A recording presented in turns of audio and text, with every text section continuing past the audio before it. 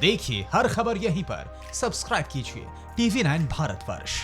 जी अभी तो ऐसा कुछ कॉन्स्पिरेसी थ्योरी या कोई साजिश की बात नहीं, बल्कि यहाँ की जो पुलिस है जो इन्वेस्टिगेट कर रही है, उन्होंने ये भी कहा है कि जो रिसर्चर बिंग लियू जिनकी डेथ हुई है, वो चाइनीज़ मूल के हैं, लेकिन उनका जो मर्डर है, वो इस बात से बिल्कुल जुड़ा हुआ नहीं है कि वो चाइनीज़ मूल के हैं।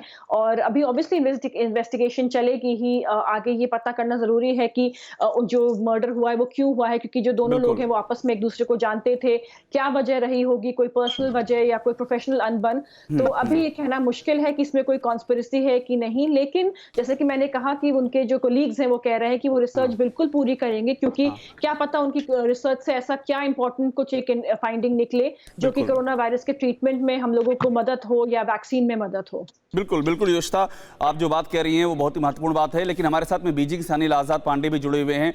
अनिल, आपसे मैं यही जानना चाहूंगा कि इस समय बहुत उथल पुथल है दुनिया में। ये जो मर्डर हुआ है, योशिता कह रही है कि हालांकि अभी बहुत ही शुरुआती दौर की बात है, अभी जांच पड़ताल चल रही है, लेकिन आप जहां पर हैं अनिल, चीनी मूल के रिसर्चर का ये मर्डर हुआ है, अमेरिका में मर्डर हुआ है, उस दौर में हुआ है जब अमेरिका लगातार कह रहा है कि हम साजिश के करीब पहुंच चुके हैं, हम इस पे से पर्दा उठा देंगे।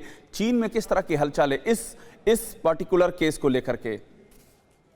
अभिषेक, जैसा कि अभी यशिता भी बता रही थी और आपने भी बताया कि जो 37 साल के पिंग लियू हैं, ये चीन के रहने वाले थे और ये अमेरिका में जो पेंसिल्वेनिया है, वहाँ वेस्टर्न पेंसिल्वेनिया में इनकी हत्या हुई है और ये पिट्सबर्ग यूनिवर्सिटी में रिसर्चर्स थे। आप तो समझ सकते हैं कि बहुत होशियार, एक होनहार एक रिसर्चर थे। उनकी हत्या ऐसे समय में होना जबकि कोरोना वायरस की वैक्सीन खोजने की बात हो रही है, ऐसे वक्त में इनका अगर मर्डर हो जाता है तो कहीं ना कहीं सवाल जरूर उठता है। और खास तौर पर चीन में जब इस बात को लेकर पता चला, सोशल मीडिया में इस तरह की खबरें हैं, यहाँ तक कि उनके घर वाले बहुत परेशान हैं, क्योंकि यहाँ पर उनके माता पिता और अन्य सगे संबंधी चीन में ही रहते हैं। बिल्कुल परेशान होंगे अनिल, इसमें दो राय नहीं है। आप जो बात कह रहे हैं अनिल, इसमें दो राय नहीं है, बिल्कुल परेशान होंगे। आशंका जताई जा रही है कि कहीं ना कहीं कोई परेशानी तो नहीं है, कहीं कोई साजिश तो नहीं है। बिल्कुल साजिश वाली आपने बात कही है अनिल, इसी को आगे बढ़ाते हैं। सविता हमारे साथ में जुड़ रही हैं। सविता हमारे साथ में पेरिस से जुड़ रही हैं। सविता, आप जहां पर हैं वो जगह बहुत महत्वपूर्ण है, क्योंकि जैसे अमेरिका से ये लगातार बातें उठ रही हैं कि कोरोना वायरस के पीछे कोई साजिश है।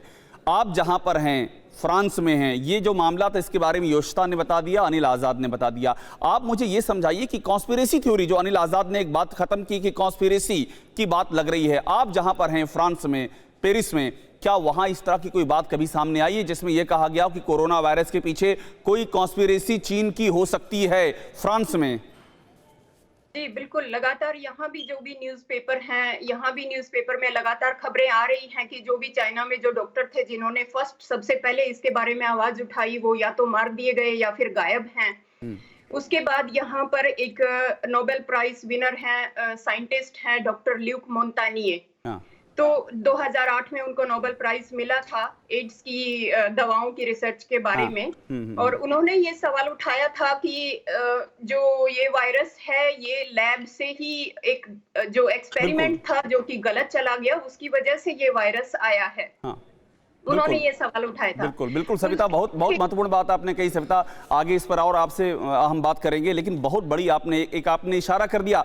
सविता ने एक नोबेल प्राइज विनर साइंटिस्ट के हवाले से ये कहा है कि फ्रांस में, पेरिस में भी इस बात पर लगातार सवाल उठाए जा रहे हैं कि इसके पीछे कोई साजिश तो नहीं है। योशिता से जो हम बात कर रहे थे, अनिल आजाद से बीजिंग में है, योशिता न्यूयॉर्क से जुड़ी हुई हैं।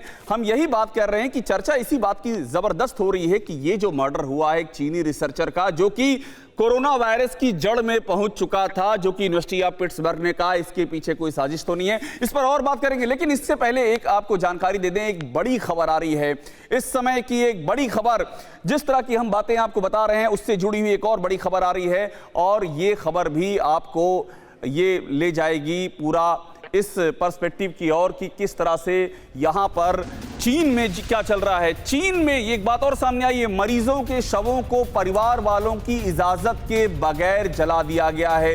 ये बड़ी खबर आ रही है, और इटली में यही हुआ है। इटली में भी बिना परिवार वालों को बताए ही अंतिम संस्कार कर दिया गया है। हम बात कर रहे हैं कॉन्स्पिरेसी की, साजिश की, और इस बीच में ये और खबरें आ गई हैं, दो और बड़ी खबरें आ गई हैं कि इटली और चीन में बिना परिवार वालों को बताए ही जो जिनकी डेथ हुई है उनको जला दिया गया है। योशिता, जितनी बातें मैं आपसे कर रहा हूं, कोई सामान्य दौर होता तो शायद सवाल नहीं उठते, लेकिन ये एक ऐसे दौर में हम जी रहे हैं जब आप जहां बैठी हैं न्यूयॉर्क में, अमेरिका के राष्ट्रपति हर दूसरे दिन सामने आते हैं और वो इशारा करते हैं।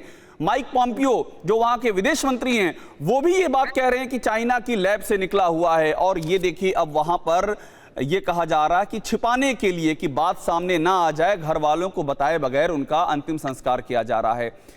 इसको किस तरह से आप लेती हैं योशिता, इस जानकारी को? फिक्र आपकी, सोमवार से शुक्रवार रात 9 बजे सिर्फ TV9 भारतवर्ष पर।